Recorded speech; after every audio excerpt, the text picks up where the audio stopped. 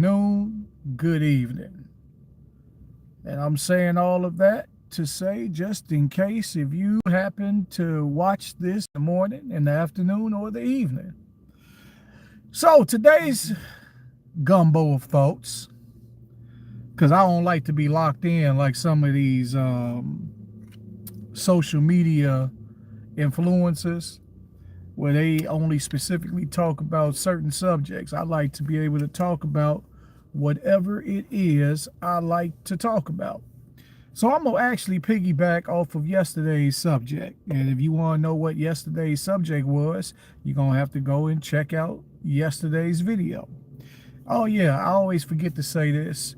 Hit subscribe, like, comment. You know what I'm saying? Feel free to comment, man. This ain't no um, um, cancel culture page. I'm not, if you say something I don't like, as long as we're on subject. Now, if you sitting up here, you didn't seen a flaw like this little gray right here, and you going off on that, then yeah, I'm gonna block you. And of course, your comment won't be seen or heard of. But now, if we sitting up here just holding a intellectual conversation, hey, I'm all for it, whether I agree or disagree. Um, Again, hit that subscribe, like, comment, share. It's all good. So to piggyback off of yesterday, we was talking about pretty much, it was half and half, general, and on that subject of that shootout that took place amongst many shootouts that I don't glorify. That took place in Chicago that went viral, where you can see the assailants doing all the shooting at the white car and stuff like that. So I'm not going to say that new information have come out, because we do live in an age of AI, and people will create posts as clickbait. So I don't know if it's true. I don't know if it's not true. There's really almost no way for you to really fact check this unless somebody really just come out and say it, because anybody can screenshot somebody's page, delete. You can have, matter of fact, yeah, you can have Chat GPT pretty much delete, create a forum that looks like a text message.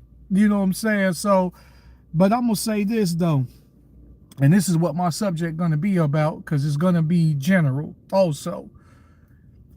If that text message is true about, saying something or doing something derogative towards someone's deceased loved one, no matter how much of a demon you may think they were or not, yeah, man, you're pretty much putting a target on yourself. You are green lighting yourself, man. We live in this new generation culture, has a thing of wanting to make a song and talk about the dead. Hey, what's going on, y'all that just jumped on? Feel free to like, comment, share, all that good stuff. Y'all know I got unscripted conversation. I don't sit down and put bullet points on what I'm talking about. I'm just letting it flow as it comes. And I'm pretty much talking about that subject I was talking about yesterday, about the young lady in my great city of Chicago who pretty much, where there was a hit by those three assailants that did shoot up the car or whatever the case is. And now they're saying it's actually people are just posting text messages that led up to the issue that took place about the young lady supposedly, allegedly, saying derogatory doing something derogatory towards somebody's deceased family member, and pretty much that was supposed to be get back on her, which I still say is still not worth killing nobody over. But we live in a day and age nowadays, don't nobody respect people's deceased loved ones. People will go to, these kids nowadays will go to the grave site itself and defecate on it, piss on it, whatever. I'm just saying, and make a video about it just so they can post it to get streams. But they don't understand that when you do that, you putting a green target, you're green lighting your own life, man. You're green lighting your own life. You're caught up in your emotions. And I'm gonna tell you something, like it don't matter if you in Chicago, Philly, New York, Cali, ain't nobody bigger than the program, man. Nobody's bigger than the program. If you have a problem with somebody, you need to take it to them. I don't understand this generation of taking everything to the internet. I just don't get it. I look at that as a form of being goofy.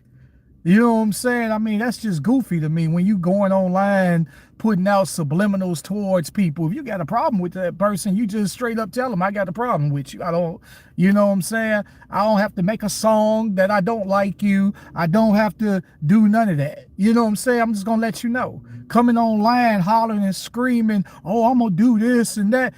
You dry snitching on yourself on top of that, because it's like you want somebody to intervene in the situation. You know what I'm saying? It's like, if you guys don't post it, it didn't happen. It didn't happen if you don't post it. I just don't understand this generation, man. You know, but getting back to my subject, you know, there's been numerous rap artists that have did some, I mean, disrespectful things. Like I said, showing up at people's the actual grave site, doing stuff to it, videotaping themselves and then posting it. And what's the point in doing that, man? That's like a form of suicide. Because I'm gonna be honest with you, I'm a civil person. I don't have the same attitude like I used to when I was young. You know, hothead, thought I'd live forever, could nothing happen to me and stuff like that. But even up in my upper age, I'm in my late 40s, and I'm gonna be honest with you, I didn't fuck that black card. Fuck the black card, period. Because if that means I have to uphold fuckery and debauchery for me to say, oh yeah, that I'm black, because nah, fuck it. Cut that motherfucker up. Cut it up. I don't want it. But even with my new mentality, it's called growing the fuck up. Like, I'm just sitting up here thinking, if somebody desecrated my grandmother, my great grandmama, my mama, my brother grave site just to get at me, you're putting a target on yourself, man. You're putting a target on yourself, because you got to realize people are still grieving over that person that's deceased. They have loved ones. And they're not going to just sit up here and allow you to desecrate their loved one's grave or mock them. You know, you don't know. A lot of people don't feel like that they don't have nothing to live for, man, when certain people is no longer alive in their life that they loved. They'll be on crash out mode, man. And you sitting up here thinking it's funny by sitting up here posting somebody's dead relative and you're making a mockery out of their death and stuff like, man, you are putting a green light on yourself. The hell with green lighting and people coming. You just might as well have the flashlight and shining on yourself. Hello, hello, I'm over here. Come and get me. And then y'all move in the same neighborhood throughout the city as if what you said or did don't exist when you get offline. It's sad, man. I'm telling you, man, this generation don't have OGs and old aunties really talking to these youths, man. But you know what? I can't even blame my generation, because when we do try to talk to the younger generation, they'll tell, oh, man, you old head, you ain't, you know. And like I tell my little brother, he in his 20s, I tell my little brother, hey, man, you're going to have to be like me, I see. You just going to have to find out the hard way. You believe shit don't stink. Well, you going to find out. So, you know, and I hate to see people go through that, man. I think, you know, Man, people, I'm telling you, man, you know what they say, man. You play stupid games, you win stupid prizes. I hate to say that, but it is what it is until we have a culture of accountability and people actually, nah, don't do that. Because a real friend, a real family member gonna call that family member up and tell them, hey man, you should remove that. I've had relatives that will post stuff that I know can get them into some real effed up trouble. And I call them up on the phone. Hey man, take that shit down, man. Take it down now. While I'm on the phone, take it down. What are you doing, bro? What are you doing? And that's the attitude that you got to have when you love your friend or you love your relative. Don't just sit there and laugh and let them do whatever they're going to do, knowing that they're green lighting themselves. Yeah, man, I mean, it's sad. It's a sad case, man, but everybody keeps doing it. And I hate the fact that my city started that whole smoking on the dead, which is so stupid. That is the most dumbest shit in the whole world. I'm rolling such and such up and I'm smoking them. And then people get offended by that. But at the end of the day, think about it. When your loved one die, what you doing? You pouring out liquor? You sitting around smoking for that person? So it's all... I just don't understand it, man. I just don't... I mean, I do understand it, but I don't. Because at the end of the day, you got to take responsibility and use your brain and think.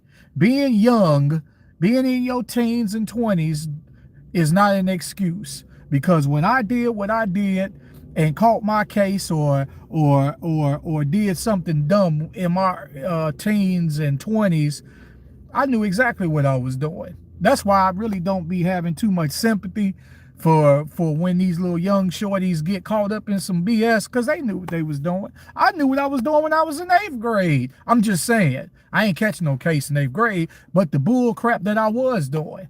Hell, I can even take it back further back. You know what I'm saying? When I was in the bad boy school, I went to Hillside Academy in Illinois. And if you know what Hillside Academy is back in the 80s, you will know that was a disciplinary school. I went there. I was in what, like 4th, 5th, 6th grade. I knew exactly what I was doing. Even at that age, I knew what the hell I was doing. Because I was so full of trauma. But being full of trauma is still no excuse. It's just stuff that you know you're going to have to work on. I'm in my 40s. And did some of that trauma catch up with me even in my 40s? Yeah, but I know how to deal with it, man. I know how to identify it and go forward without it controlling my life. And a lot of people use that as a crutch. Well, I went through this, so this is the reason why I am what I am. I'm a circumstance of my environment. And bro, look, I understand the streets is a survival, but I mean, I came up in that too, and I still knew right from wrong, so that's not an excuse. Everything is still choices. You chose to do what it was that you did, just like I chose to do what I did. So that ain't no excuse. You know what I'm saying? Well, I had to do this to survive. Man, you ain't have to do nothing. You chose to do it because that was the only thing you felt like was easy for you to get through whatever situation it was that you was in at the expense of somebody else. So I'm not gonna hold y'all up. I gotta go in here and take care of this customer. But anyway, I just wanted to holler at y'all, my little daily routine. Hey man, I just want to say it's some entertainment purposes. I got a couple little Sora series, on my page too, y'all can check out. Ghetto Prepper and Drill Season, check them out. All that good stuff. So with that said, I'm gonna jump on up off of here, man. Y'all be blessed. Shalom.